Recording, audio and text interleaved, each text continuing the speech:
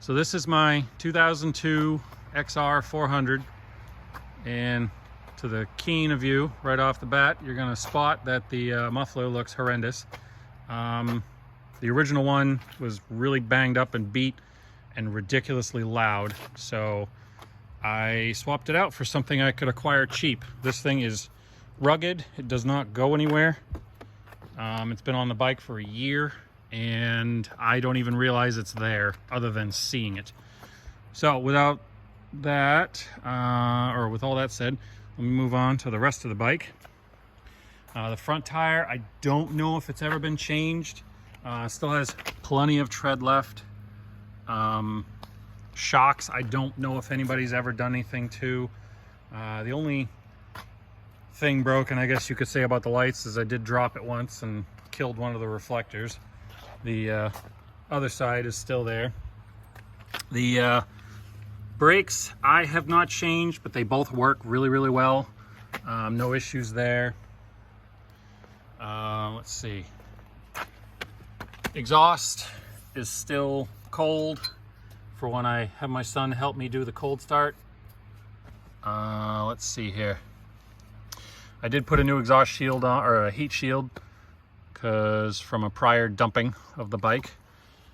This has a Mikuni xr400 carburetor from a Predator 500. It's a Polaris four-wheeler.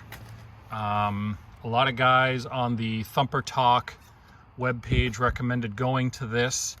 And with that, I have done a new throttle assembly and cable for a Predator 500, just so that that all worked correctly.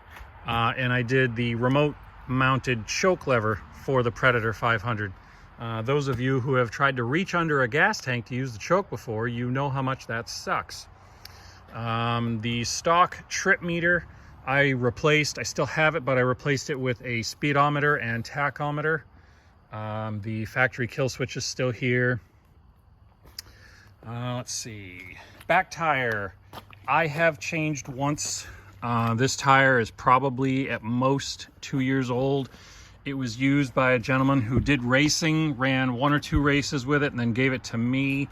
And I've put about 50 miles of off-road on it. It was not brand new, obviously, when I got it, but it's holding up well. The chain has, I mean, it could stand to be adjusted a tiny little bit, but it's pretty good. I spray it almost every time we go off-road. Let's see here. I did have to put a silicone fuel line on the bike. I left it long in case I wanted to put a fuel filter in and modify it later. The fuel inlet on the BSR42 carburetor is smaller than the petcock, so it needed a fuel tube that could stretch really, really easily to make that work.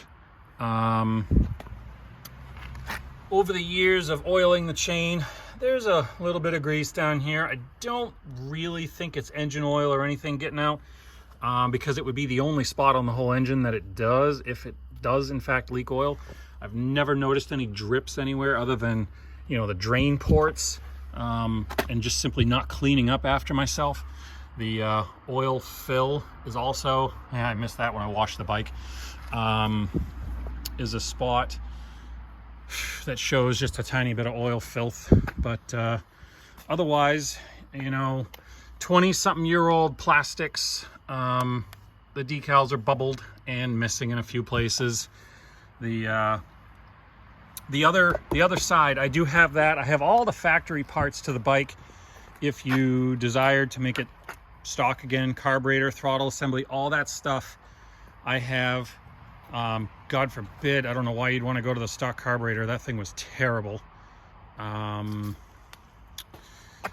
So yeah. I did install a Trail Tech DC voltage regulator to use with the speedometer, because it obviously runs on DC, the backlighting and everything. It is digital.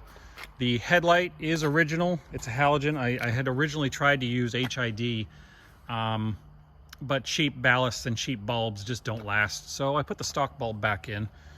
There is a battery under the fender, It's been up and out of the way for quite some time. It's really, really well sealed. It's been there for almost a year. I had no issues with it dying or anything. It's not required for the bike to run. So even if it did ever die, it would do nothing.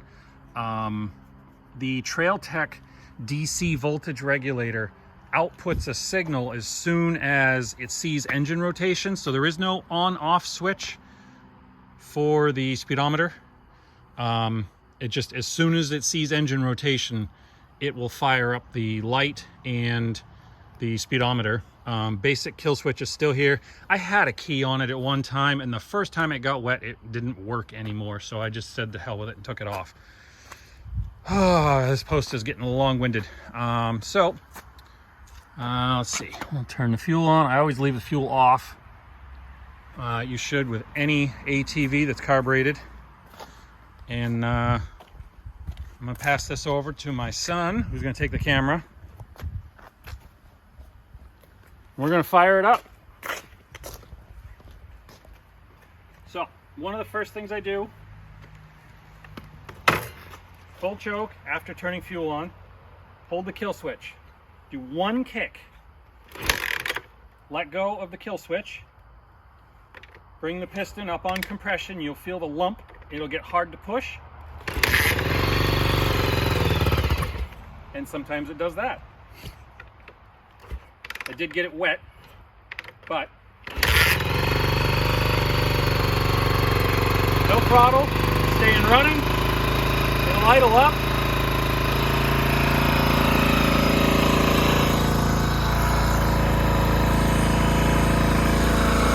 There's what the speedometer looks like. I put 109 miles on it since I installed it.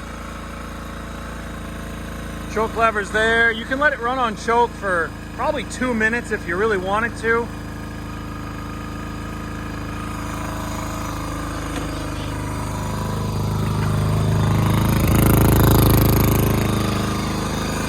The exhaust is now drying off.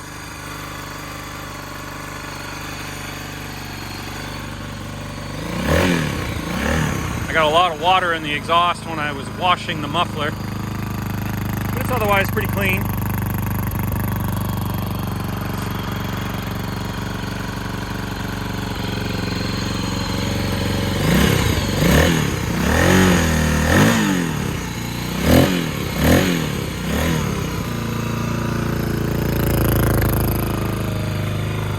Most of the time you can just shut the choke off. The idle will come down on its own. The magic of the xr400 does its thing and the bike runs great.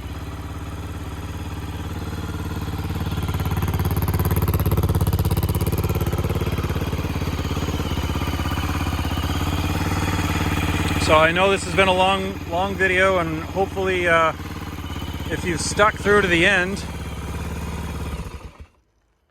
I really appreciate you watching it. And maybe you'll come and look at the bike. Take it for a ride, see what you think of it. Yeah, the lights will stay on for about 15 seconds after you shut the ignition off. After which they, yeah, see, just goes out on its own. So yeah, thanks for watching.